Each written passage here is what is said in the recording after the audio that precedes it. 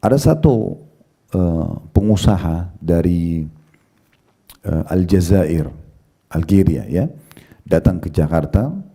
Saya dikenalkan oleh seseorang. Dia rupanya punya ringtone untuk dimasukkan ke perusahaan-perusahaan handphone ya, RBT biasa ya.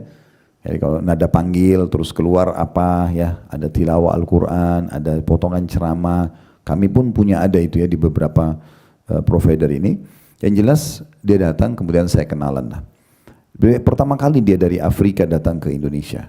Itu dia luar biasa, dia membahas saya. Yang satu hal yang saya tidak bisa menilai, mendapatkan di negeri saya, bagaimana ada kesantunan orang-orang Indonesia, dia ngomong gitu. Saya coba tanya, seperti apa mau saya kesantunan?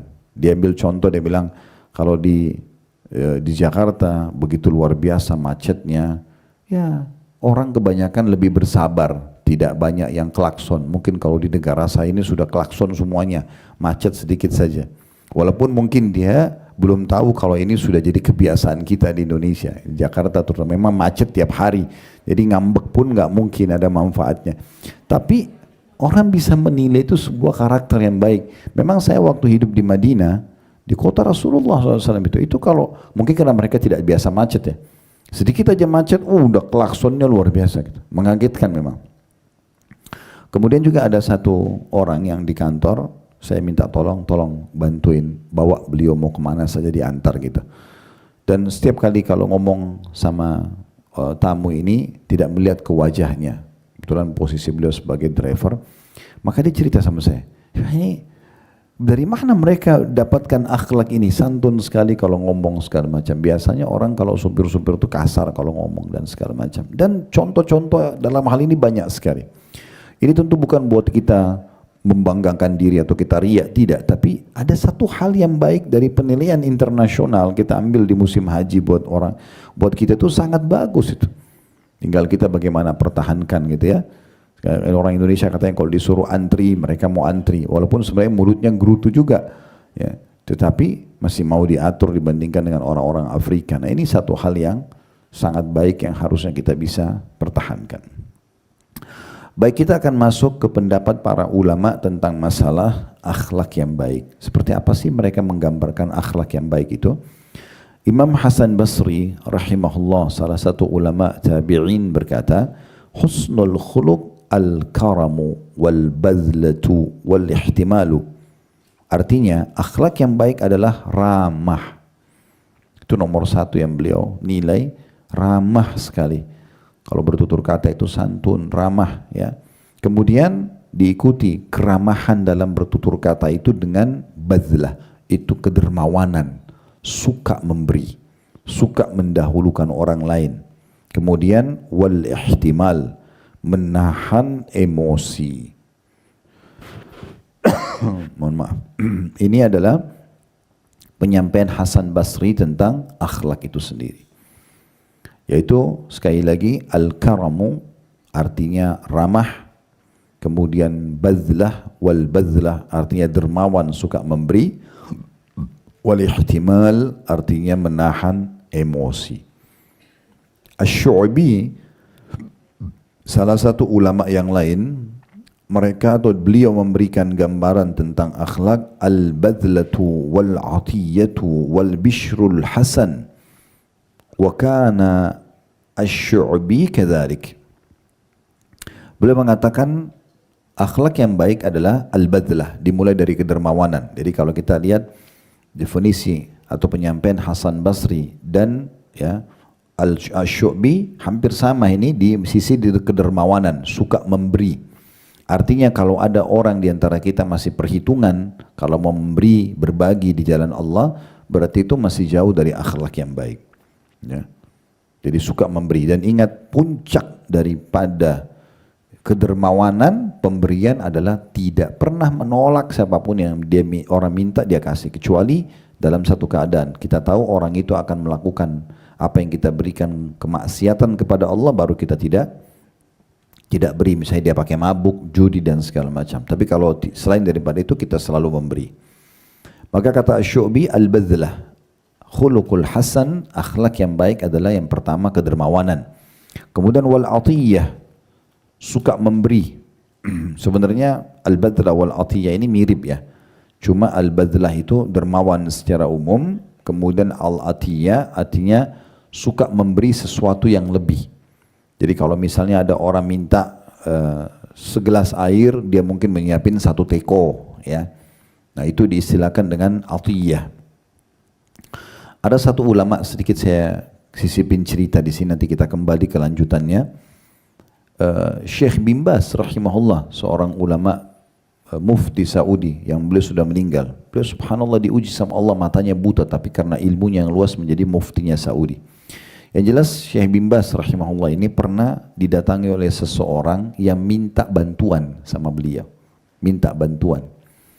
Dan dokter ditanya, kau butuh berapa? Syekh bin Baz ini terkenal orangnya sangat dermawan ya. Maka dia bilang saya butuh 2.000 real. 2.000 real. 2.000 real kalau kali 4.500 sekarang 9 jutaan. Lumayan, cukup besar sebenarnya. Maka Syekh bin Baz menyuruh sekretarisnya, karena beliau buta, tuliskan, dicek buat orang ini 2.000 real. Nah biasanya kan ditulis hurufnya 2.000, angkanya 2.000 real, 2 kosongnya 3, kemudian ditulis dalam bentuk huruf kan 2.000 real. Subhanallah, orang yang minta bantuan ini, waktu dia menuju ke bank untuk mencairkan 2.000 real, syaitan bisikin dia ingin melakukan kecurangan. Apa yang dia lakukan? Dia ambil pulpen, 2.000 real itu ditambah 1 nol. Berarti jadi berapa? 20.000. Kalau 2.000 real itu 9 juta. Kalau 20.000 itu 90 juta. Tapi kuasa Allah, orang yang jahat ini, orang menipu biasanya, dia ada saja celah yang dia tidak sadar kalau itu kebongkar nantinya. Dia tambah 1 nol, tapi dia nggak ubah tulisan di bawahnya, kan ada 2.000 real. Harusnya kan 20.000 real gitu ya. Dibawalah ke bank. Orang banknya kenal Syekh bin Baz.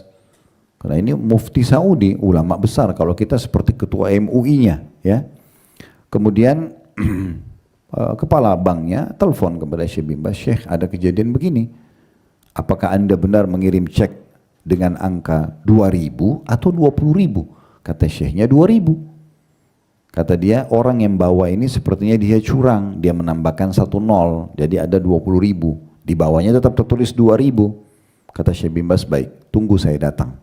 Kira-kira apa yang di benak Anda, Bapak Ibu sekalian? Apa yang kira-kira Syekh bin Baz akan lakukan? Orang ini mau curang nih.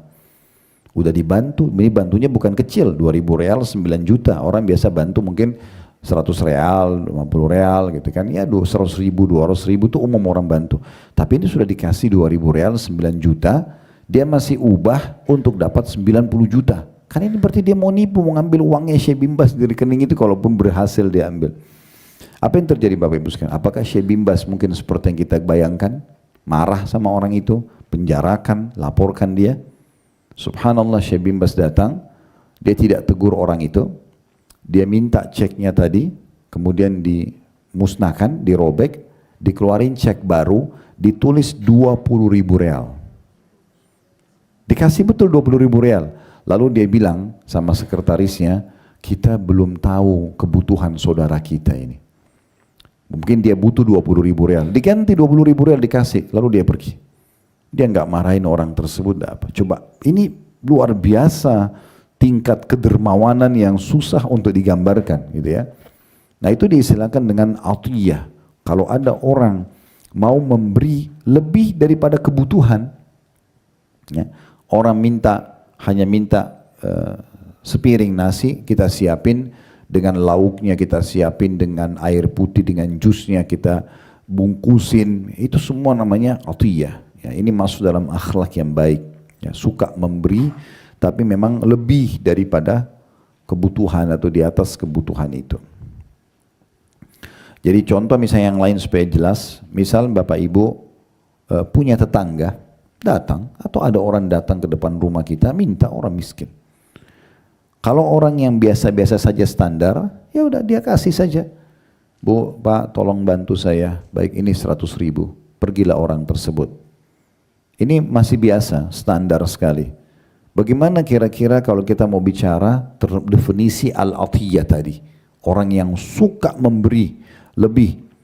Maka dia mengambil data orang itu. Ibu tinggal di mana? Oh tinggal di sini. Dia coba ikut, dia lihat rumahnya, dia lihat kondisinya. Oh ternyata rumahnya ini tinggal di pinggir kali, cuma pakai kain atau terpal. Oke, dia coba carikan tempat, dia berikan tempat yang layak. Kemudian anak-anaknya disekolahkan misalnya. Kemudian dia memenuhi kebutuhan, mesti kesehatan, misalnya sakit. Nah itu yang namanya atiyah. Orang yang datang memang menyelesaikan perkara seseorang sampai orang itu sudah tidak tahu lagi harus bilang apa karena kebaikan kita. Nah seperti itu yang dimaksud. Ini yang Asy-Syu'bi mengatakan. Jadi akhlak yang baik adalah al-badlah, sifat dermawan secara umum, dan atiyah, suka memberi dan melampaui batas dalam masalah ini. Memang lebih daripada kebutuhan orang tersebut. Ya, bahkan dijadikan orang-orang yang tidak mampu ini sebagai kantong pahala buat dia. Kemudian dia mengatakan wal bishrul hasan, dan kegembiraan ya pada orang lain atau memberi kegembiraan pada orang lain, menggembirakan orang lain, menyenangkan hati orang lain. Ini bagian daripada akhlak. Kata Nabi SAW dalam hadis yang sahih, sesungguhnya amal yang paling Allah cintai adalah memasukkan kegembiraan dalam hati seorang muslim. Nah ini amal yang luar biasa. Ini bagian daripada akhlak. Jadi menggembirakan suami, menggembirakan istri, menggembirakan anak, orang tua, mertua, ipar, saudara, keluarga, tetangga, siapa saja. Semuanya kita buat gembira, maka itu adalah amal yang paling Allah cintai. Bahkan kata Nabi SAW, la tahkiranna minal ma'rufi syai'a, jangan pernah kalian hitung-hitung amal walaupun itu kecil. Selalu kerjakan. Walau antalqa akhaka biwajhin talq. Walaupun engkau bertemu dengan saudaramu dalam kondisi wajahmu senyum atau ceria. Ini termasuk bagian daripada akhlak. Kemudian yang menukil kisah ini mengatakan, dan ketahuilah Asy-Syu'bi yang menjelaskan tentang akhlak tadi, beliau begitu orangnya. Dermawan, suka memberi dan memenuhi kebutuhan apapun yang minta tolong, dan suka memasukkan kegembiraan dalam hati seseorang. Selanjutnya Abdullah bin Mubarak, kita sudah jelaskan perkataan Hasan Basri, kita sudah jelaskan perkataan Asy-Syu'bi, sekarang kita masuk perkataan Abdullah bin Mubarak rahimahullah. Abdullah bin Mubarak mengatakan tentang akhlak, huwa bastul wajh wa badlul ma'ruf wa kafful adha. Akhlak yang baik adalah, beliau mengatakan, bermuka manis, suka senyum, ramah, ya. Semua orang kalau lihat ke wajahnya itu merasa nyaman, ya, karena memang jauh dari sifat emosional, ya. Kemudian gemar dalam melakukan kebaikan, badlul ma'ruf, suka tampil, ya, bukan untuk riya, ya, tapi selalu di depan dalam melakukan kebaikan. Ada ajakan untuk donasi, dia yang paling pertama. Ada ajakan untuk gotong royong, dia yang paling pertama. Ada ajakan untuk jenguk orang sakit, dia yang paling pertama. Pokoknya dia selalu ada di depan. Nah itu namanya badl ma'ruf. Kemudian yang ketiga, waqaful adha, dan menahan diri dari menyakiti orang lain. Nah ini berarti bagian daripada akhlak menurut, ya, Abdullah bin Mubarak rahimahullah. Bastul wajh, murah senyum, mukanya manis, ya, sama siapa saja, mau orang kaya, mau orang miskin, semua sama, bagi dia selalu saja baik. Kemudian badlul ma'ruf, ya, suka sekali melakukan kebaikan-kebaikan dan selalu berada terdepan dalam melakukan kebaikan tersebut. Kemudian kaful adha, juga menahan diri dari menyakiti orang lain. Menyakiti orang lain. Jadi semua bisikan syaitan yang membuat kita mau ganggu orang, berhenti, nggak ada. Semua yang bisa menyenangkan orang, oke. Nah, seperti itu. Kita tinggal kontrol diri saja supaya tidak terganggu dengan bisikan-bisikan syaitan. Imam Ahmad rahimahullah, ini ulama yang keempat yang kita nukil, mengatakan tentang akhlak, husnul khuluq alla taghdaba wala takhtad, ya, atau wala tahtad. Beliau mengatakan akhlak yang baik adalah jangan engkau marah dan jangan cepat naik darah. Emosional, Imam Ahmad mengatakan. Jadi kalau ada orang yang emosional, berarti sudah jauh dari akhlak. Ya. Kalau orang bisa mengontrol dirinya dari emosi, maka itu berarti orang ini memiliki akhlak. Ya, bahkan kita dianjurkan dalam Al-Quran, dalam surah Al-Furqan, Allah menggambarkan tentang ciri hamba-hamba Allah yang disayangi oleh Allah. Ibadur Rahman adalah wa idza khatabahumul jahiluna qalu salama. Mereka kalau diajak ngomong, diajak bertengkar dengan orang bodoh, mereka mengatakan salama. Ya udah terserah kamu aja. Kalau sudah ada yang ajak bertengkar, tinggalin aja. Nggak usah layani. Ya, kalau orang mau bicara baik-baik, oke kita layani. Nah seperti itu. Jadi beliau mengatakan akhlak itu, Imam Ahmad mengatakan tolok ukur sederhananya adalah engkau tidak emosional, tidak cepat naik darah. Ya. Tahtad itu naik darah. Kemudian beliau mengatakan juga husnul khuluq an tahtamila ma yakunu minan nas. Dan termasuk akhlak yang baik adalah kamu bisa menahan amarah di hadapan orang. Jadi Imam Ahmad sebenarnya berkisar di masalah emosional. Karena emosi ini memang Bapak Ibu sekalian merusak semuanya.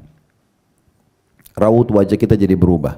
Tutur kata kita jadi kasar. Mata kita jadi melotot. Sikap kita semua jadi tidak teratur. Tidak ada manajemennya.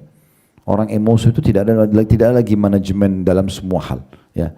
Tidak bisa termanage sudah lisannya, matanya, tangannya, kakinya, udah nggak bisa lagi terkontrol. Idenya semuanya buyar. Makanya Nabi SAW mengatakan, La taghdab walakal jannah. Jangan kau emosional, pasti kau akan masuk surga. Itu kata Nabi SAW. Ringkasnya begitu. Udah baik-baik aja. Orang mau emosi terserah, kita nggak usah ikut emosian. Ya. Apakah berarti orang tidak boleh marah? Ustaz, boleh.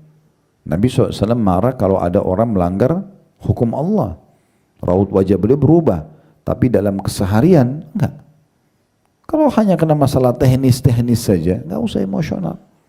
Sampai pernah ada sahabat mengatakan, ya Rasulullah, berapa kali kami harus maafkan pegawai kami? Kata Nabi SAW, maafkan walaupun sampai 70 kali. Selama dia mau memperbaiki, dan itu adalah bukan masalah pelanggaran agama yang fatal, kenapa tidak? Kalau hanya masalah teknis, ajarin, pandu dan segala macam. Imam Syafi'i rahimahullah pernah punya seorang murid, Bapak Ibu sekalian, suka maaf ini, saya cuma kasih gambaran waktu itu ya, bukan karena ibu dan bapak yang duduk di belakang, tapi murid Imam Syafi'i ini suka duduk di belakang sendiri, karena dia tahu diri kalau dia sulit sekali menangkap pelajaran. Imam Syafi'i tahu itu, Imam Syafi'i jelasin materinya, udah selesai, Imam Syafi'i datangin dia setelah bubar semuanya lalu menjelaskan kembali semua ceramahnya. Orang itu mengatakan, wahai imam, tidak usah anda lakukan ini, memang saya begini, orangnya lamban fahamnya. Kata Imam Syafi'i, tidak, saya akan mengajarkan kepadamu sampai kau faham. Coba bayangkan. Bagaimana luar biasa akhlaknya Imam Syafi'i rahimahullah. Gitu kan? Kalau sebagian orang apalagi pikirannya hanya duit saja dalam mengajar, ya orang faham, nggak faham terserah. Kan Bapak Ibu kita pernah sekolah sama-sama, kita bisa lihat ada guru yang peduli dengan semua muridnya supaya dapat ilmu, dengan ada yang cuma datang yang penting dia terima gaji, orang faham nggak faham terserah. Gitu kan? Maka Imam Syafi'i rahimahullah menunjukkan kepada kita bagaimana akhlak seorang guru yang baik. Dia datang ke muridnya, dia jelasin dengan tuntas semuanya, kemudian baru dia dia sampai muridnya itu memahami apa yang dia harusnya fahami. Nah seperti itu. Jadi memang masalah emosi ini luar biasa. Ya. Makanya pernah ada anak muda datang mengatakan, ya Rasulullah, wasiatkan saya. Maksudnya supaya saya ini hidup enak, tentram, nggak punya masalah sama Allah, nggak punya masalah sama manusia. Kata Nabi SAW, la taghdab, jangan kau emosional. Orang itu bilang, apa lagi ya Rasulullah? La taghdab, 2 kali. Jangan kau emosional. Orang itu masih bilang, apa lagi ya Rasulullah? Kata Nabi SAW, la taghdab, jangan kau emosional. Selesai. Udah hidupmu kan bahagia tuh. Kapan kita bisa kontrol emosi? Makanya dalam hadis Bukhari yang lain kata Nabi SAW, laisa sur'atu bil ghadab. Bukan keperkasaan, kejantanan, ya, kedewasaan dinilai dari emosionalnya seseorang, banting pintu, marah-marah, segala macam. Walakinna sur'atu man malaka nafsahu indal ghadab. Tapi kedewasaan, kebijaksanaan, ya, itu dinilai keperkasaan justru dari bisanya seseorang mengontrol emosinya. Ya, jadi ini bagian daripada akhlak yang luar biasa. Dikuatkan dengan perkataan Ishaq bin Rahawai rahimahullah.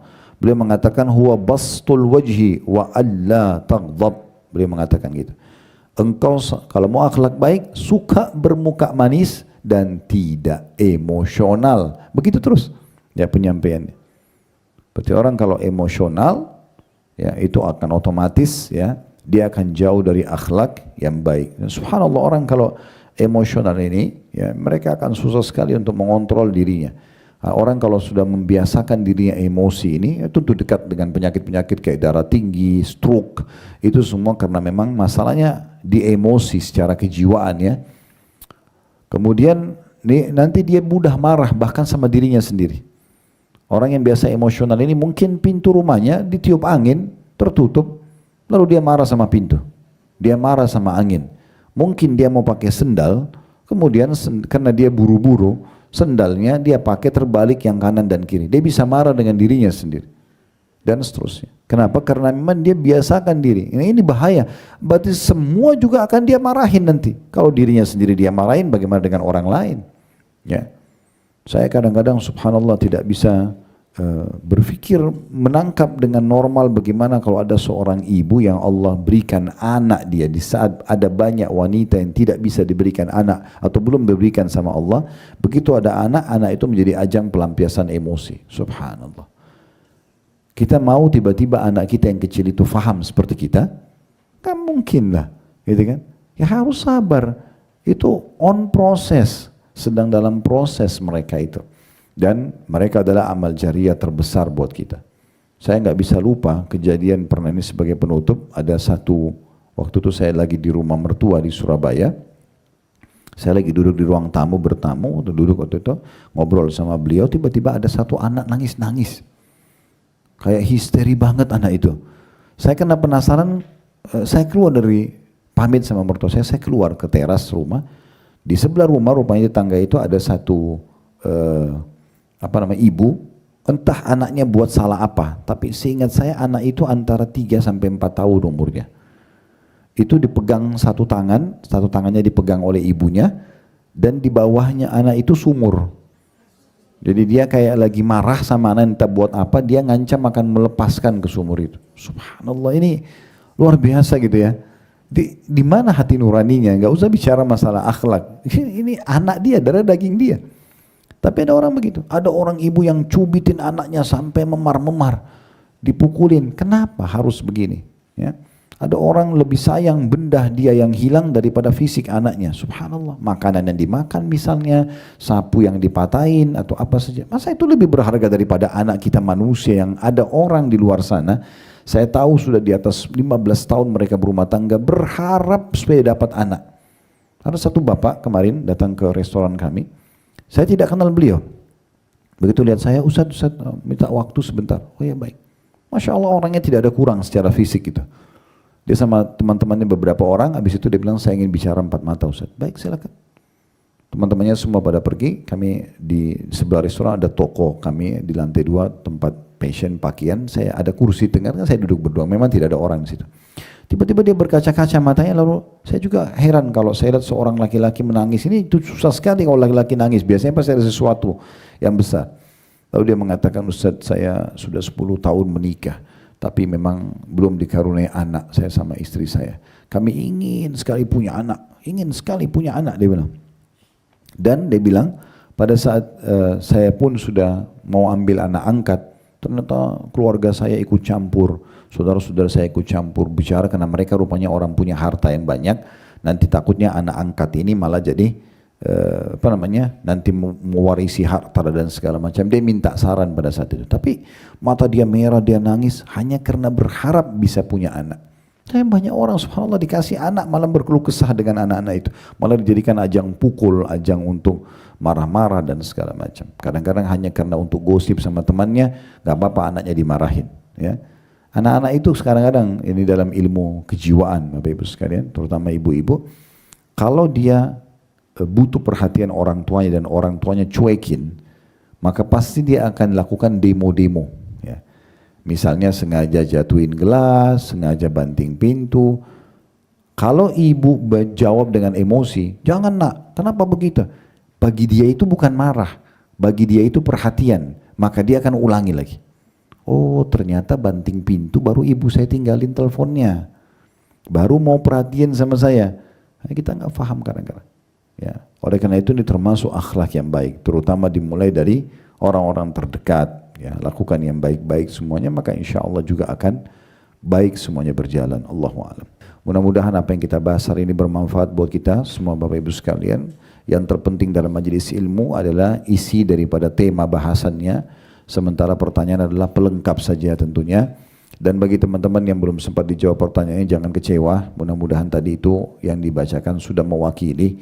Dan sekali lagi kita fokus kepada tema bahasan kita. Semoga Allah SWT selalu memperbaiki dan menyempurnakan akhlak-akhlak kita, menjadikan kita hamba-hambanya yang selalu diselimuti ya, dan menjadikan juga sebagai pola hidup akhlak yang mulia, baik dengan pasangan hidup, baik dengan anak-anak, baik dengan orang-orang terdekat dan siapapun dia. Dan semoga Allah catat itu menjadi pahala yang sempurna. Selalu kita doakan agar negara kita menjadi negara yang aman, tentram, damai. Allah berikan petunjuk para pemimpin menjalankan tugas dengan baik, dan juga Allah jadikan kita masyarakat yang selalu gotong royong, bekerja sama dalam menjaga persatuan, kemerdekaan dan persatuan kita, dan semoga kita menjadi contoh bagi orang-orang lain. Selalu kita doakan saudara-saudara kita di Palestina, terutama di Gaza. Di hari ini mereka sudah masuk di musim dingin, dan karena banyaknya saluran-saluran air yang tertutup, akhirnya banjir di perkemahan mereka pun banjir. Mereka kedinginan, mereka kehabisan bekal makanan. Semoga Allah SWT ikhlaskan niat mereka, terima para syuhada mereka, mudahkan Islam di tangan mereka dan tangan kita semua. Dan semoga Allah ikut sertakan kita bersama mereka di pahala, serta dimanapun umat Islam sedang butuh bantuan, semoga Allah bantu mereka. Dan Allah catatkan ini sebagai tambahan pahala untuk kita karena kita mendoakan mereka.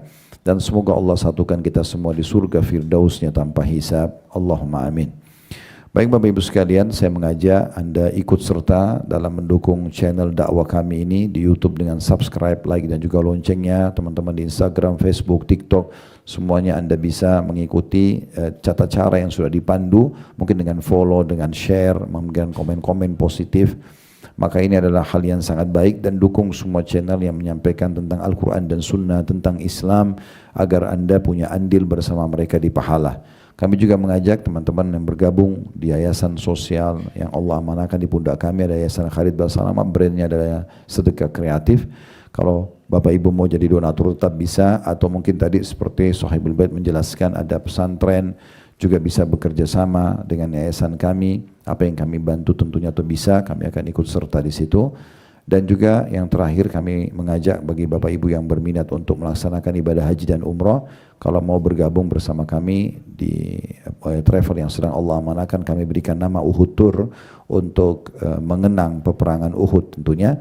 Juga bisa menghubungi atau melihat di medsos Uhud Tour untuk menghubungi customer service kami. Mungkin begitu saja. Kalau ada benar dari Allah, kalau ada salah dari saya mohon dimaafkan. Subhanakallahumma bihamdika asyhadu an la ilaha illa anta astaghfiruka wa atubu ilaik. Wassalamualaikum warahmatullahi wabarakatuh.